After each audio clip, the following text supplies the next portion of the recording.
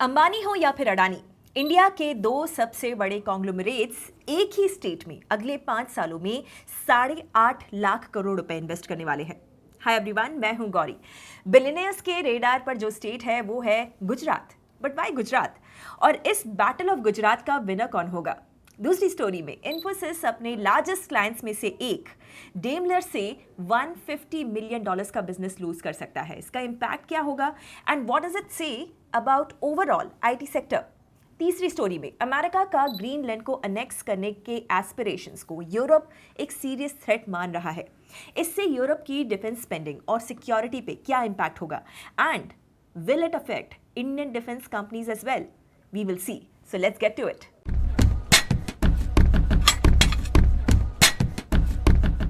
रिलायंस और अडानी के fresh investment announcements ने एक बड़ा सवाल खड़ा किया है। सवाल ये नहीं है कि वो कितना इन्वेस्ट कर रहे हैं, बल्कि ये है कि इन इन्वेस्टमेंट्स के लिए गुजरात ही क्यों?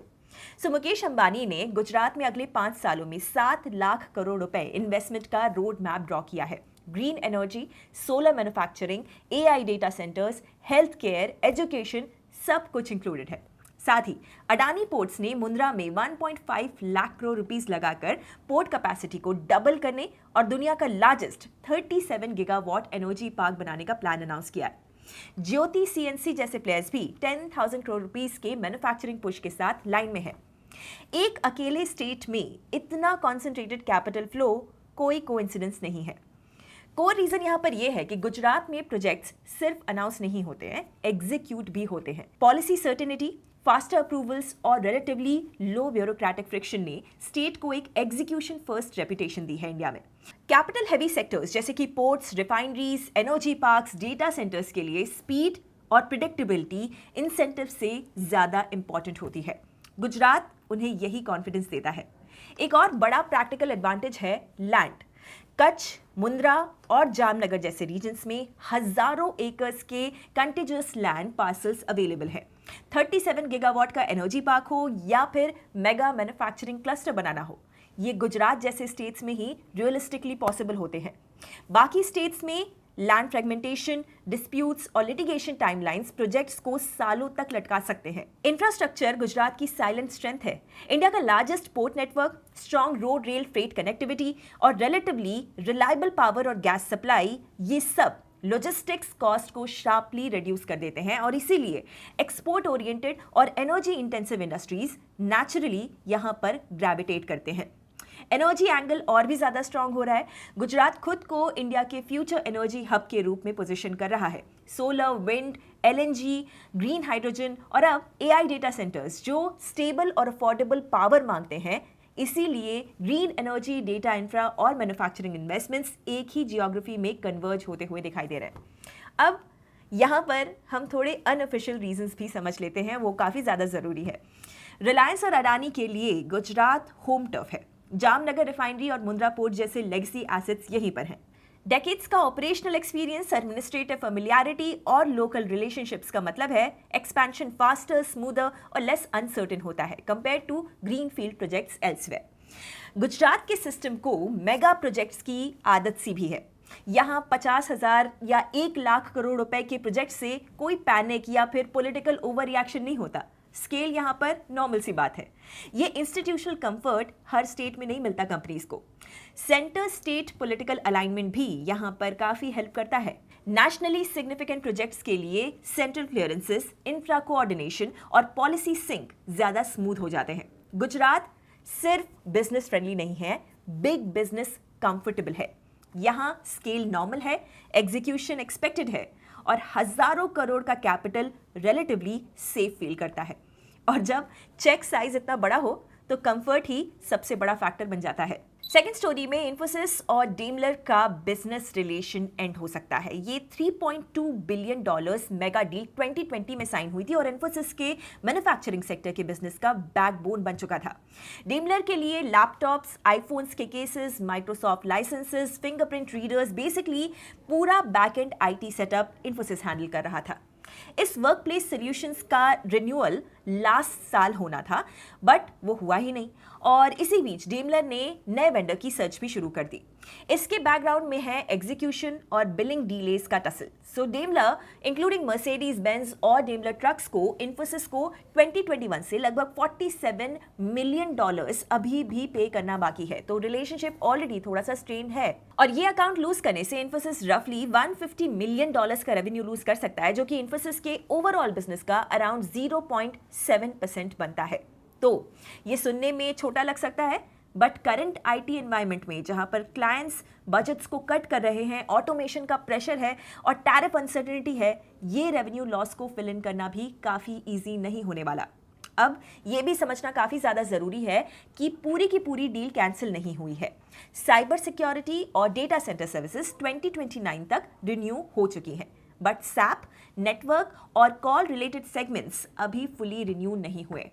वर्कप्लेस सॉल्यूशंस में तो बिगेस्ट क्वेश्चन मार्क लगा ही हुआ है, बट इंडस्ट्री एक्सपर्ट्स का व्यू भी यहां पर काफी क्लियर है। डेमलर से नियर टर्म में इंक्रीमेंटल ग्रोथ एक्सपेक्ट करना अनरियलिस्टिक है। इन्फोसिस ने डेमलर के लिए एक सेपरेट सब्सिडरी बनाई थी जिसका कि नाम था इन्फोसिस ऑटोमोटिव और मोबिलिटी GmbH। FY25 में पहली बार इस यूनिट का रेवेन्यू गिर गया with 8.5% year on year decline. और सिर्फ इतना ही नहीं, ये यूनिट पिछले 4 सालों से लॉस मेकिंग है। तो एनालिस्ट्स का सिंपल कंक्लूजन यहां पर यह है कि डेमलर अकाउंट मैच्योर हो चुका है, पीक भी क्रॉस हो गई है और ये कोई वन ऑफ इंसिडेंट नहीं है। इंडियन आईटी इंडस्ट्री ने ये पहले भी काफी हद तक देखा है। क्लाइंट्स अपने खुद के कैप्टिव टेक सेंटर्स बना लेते हैं और कॉन्ट्रैक्ट्स मिडवे टर्मिनेट हो जाते हैं। तो यहां पर बॉटम लाइन ये है कि आईटी सेक्टर में मेगा डील्स फ्लैशी लगते हैं, बट हाई एग्जीक्यूशन कॉम्प्लेक्सिटी और थिन मार्जिन्स के बीच अगर क्लाइंट का कॉन्फिडेंस मेंटेन नहीं हुआ तो इनके रिन्यूअल्स ऑटोमेटिक नहीं होते हैं and that could impact the financials of the IT companies. Third story में यूएसए के ग्रीनलैंड को अनेक्स करने की पॉसिबिलिटी को डेनमार्क के पॉलिसी मेकर्स काफी रियलिस्टिकली डिस्कस कर रहे हैं। आइडिया ये नहीं है कि यूएस टैंक्स भेजेगा या इन्वेजन कर देगा। अब तो सिनेरियो ये है कि एक दिन डोनाल्ड ट्रंप सोशल मीडिया पे अनाउंस कर देंगे कि Greenland is now part of the United States. But why is EU and NATO silent? See, Greenland भले ही ब्लॉक का पार्ट ना हो, बट डेनमार्क तो है और फिलहाल डेनमार्क ही ग्रीनलैंड को प्रोटेक्ट करता है। इस डेनमार्क कनेक्शन के बावजूद यूरोप प्रैक्टिकली कुछ नहीं करने वाला है, क्योंकि नेटो कंट्रीज के पास खुद की इतनी मिलिट्री पावर है ही नहीं कि वो यूएस को चैलेंज कर सके। और यहीं से स्टोरी सिर्फ ग्रीनलैंड की नहीं रहती, ये यूरोप की सिक्योरिटी रियलिटी की स्टोरी बन जाती है। एक रीसेंट गार्डियन रिपोर्ट के हिसाब से यूरोप के मिलिट्रीज यूएस मेड वेपन्स और इक्विपमेंट पर ज़रूरत से ज़्यादा काफ़ी ज़्यादा रिलाई करते हैं। आधे से ज़्यादा फाइटर जेट्स यूएस से आते हैं। यूरोप भर में अमेरिकन मिसाइल डिफेंस सिस्टम्स ही वाइडली डिप्लॉयड हैं। टैंक्स, आर्मर्ड व्हीकल्स और आर्टिलरी में भी अमेरिकन हार्डवेयर ही होते हैं। बट अब अमेरिका अब यूरोप की डिफेंस का गारंटीड एंकर नहीं रहना चाहता है और अब ग्रीनलैंड पर अग्रेसिव स्टांस ने इस बात को और भी ज्यादा क्लियर कर दिया है कि यूएस की latest national security strategy openly 80 साल पुराने कमिटमेंट से पीछे हटने का हिंट दे रही है। यूरोप के लिए इसका मतलब काफी सिंपल है, सिक्योरिटी एनवायरनमेंट फंडामेंटली चेंज हो रहा है। इसीलिए पिछले 1 साल में आप देखेंगे कि यूरोप ने रीआर्मामेंट की बात सीरियसली स्टार्ट कर दी है। डिफेंस स्पेंडिंग को 2% ऑफ जीडीपी से उठाकर 3.5% और इवेंचुअली 5% तक ले जाने का रोड मैप बन रहा है। यूक्रेन वॉर के बाद स्टॉक्स को रिप्लेनिश करना भी एक काफी बड़ा फैक्टर है। अब EU ने फिस्कल रूल्स भी लूजन कर दिए हैं ताकि कंट्रीज को हायर डेफिसिट्स चला सके वो और मिलिट्री पे खर्चा बढ़ा सके। बट ये सिर्फ बजट का प्रॉब्लम नहीं है, असली कॉस्ट सोशल है। मोर गन्स का मतलब है लेस वेलफेयर। यूरोपियन सोसाइटीज जो डेकेड से पीस और प्रॉस्पेरिटी में रह रही हैं, उनके लिए ये एक पेनफुल शिफ्ट होगा। और फिर मैन पावर का भी क्वेश्चन आता है। पैसे से टैंक्स तो आ जाते हैं, पर सोल्जर्स कहाँ से आएंगे? यंग यूरोपियंस को मिलिट्री करियर चूज करने के लिए कन्विंस करना पॉलिटिकल लीडरशिप और सोशल कोहेजन दोनों का टेस्ट होगा। एंड इवन इफ यूरोप ये सब कुछ मैनेज कर लेता है तो भी विदाउट यूएस नेटो में एक बड़ा गैप रह जाता है। अमेरिका के बिना command structures, intelligence sharing, logistics, airlift, nuclear deterrence सब कुछ रीडिजाइन करना पड़ेगा। और इसमें इंडिया का एंगल इंटरेस्टिंग रहेगा। सो यूरोप का रीआर्मामेंट इंडिया के लिए एक विंडो ओपन करता है. A Europe that is less US centric will look for diversified defense partnerships. India cost efficiencies, scale और मैन्युफैक्चरिंग में हेल्प कर सकता है. ऑलरेडी इंडिया के यूरोप को डिफेंस एक्सपोर्ट्स सिग्निफिकेंटली ग्रो हो रहे हैं, जो कि FY24 में 210 बिलियन रुपीस तक पहुंच गए थे. इंडियन गवर्नमेंट ने भी FY26 तक 300 billion rupees defence export target रखा है और EU की ये वल्नरेबल पोजीशन इन टारगेट्स को और एक्सेलरेट भी कर सकती है. बट लिमिटेशंस भी यहाँ पर क्लियर हैं.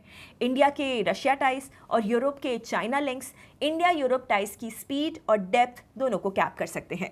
That's it for today then. Firstly, बड़े बिजनेस एम्पायर्स का गुजरात लव कुछ नई बात नहीं है, बट रीसेंट अनाउंसमेंट्स ये अफर्म करते हैं कि जब बात बिग टिकट इन्वेस्टमेंट्स की हो तो buck stops at Gujarat.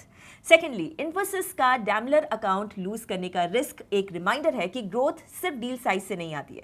Sustained execution, pricing discipline और लॉन्ग टर्म क्लाइंट ट्रस्ट ही रियल मोट होता है. और आईटी सेक्टर में रिस्क अब सिर्फ डिमांड का ही नहीं है, क्लाइंट कॉन्सेंट्रेशन और डील मैच्योरिटी भी उतनी ही इंपॉर्टेंट है. और थर्डली, ग्रीनलैंड का इशू सिर्फ एक आइलैंड की बात नहीं है. ये एक सिग्नल है कि Europe is entering a post American security reality, और उस रियलिटी में रीआर्मामेंट ऑप्शन नहीं है, नेसेसिटी बन चुका है. क्या इंडिया इससे बेनिफिट ले पाएगा? Only time will tell. So what do you think of these stories? Let us know your thoughts in the comments. And for more such market stories, subscribe Upstocks. Investment in securities market are subject to market risks. Read all the related documents carefully before investing.